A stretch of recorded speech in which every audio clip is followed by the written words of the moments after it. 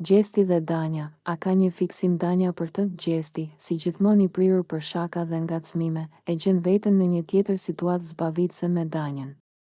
Teksa ata qëndrojnë së bashku në obor, mes të qeshurave dhe batutave, ai fillon të ngacmoj, duke i thënë se ajo e ka fiksim atë, por nuk e pranon hapur. Danja, ti mund të mohosh sa të duash, por unë e di shumë mirë që më ke fiksim.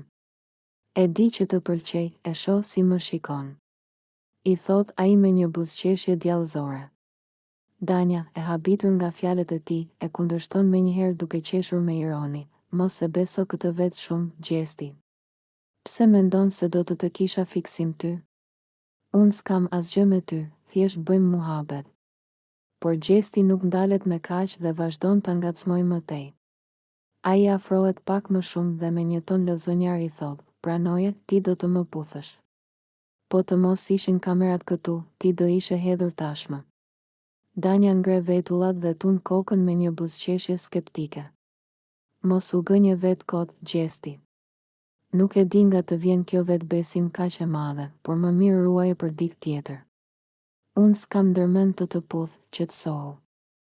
Ja kthen ajo me një ton të prerë, por me një nënqeshje që tregon se po e shijon kjo lojë fjalësh. Gjesti nuk dorëzohet dhe vazhdon ta sfidojë. Hajde, pranoje. Nuk ka asgjë të keqe nëse të pëlqej unë. Të paktën je me shije të mirë. Danja i jep një shikim thumbues dhe e shtyn lehtë me dorë, duke qeshur. Ti nuk ndalesh kur, apo jo? Do më bësh të largohem nga këtu, se s'të duroj dot më. Të tjerët që janë përreth i dëgjojnë dhe qeshin me këtë shkëmbim batutash, duke shijuar dinamikën e tyre lozonjare. Megjithse Danja mohon çdo ndjenjë ndaj Gjestit, nuk mund të mohohet fakti që ajo po argëtohet shumë me këtë situatë. Por pyetja mbetet, po të mos ishin kamerat, a do të kishte një puthje mes tyre?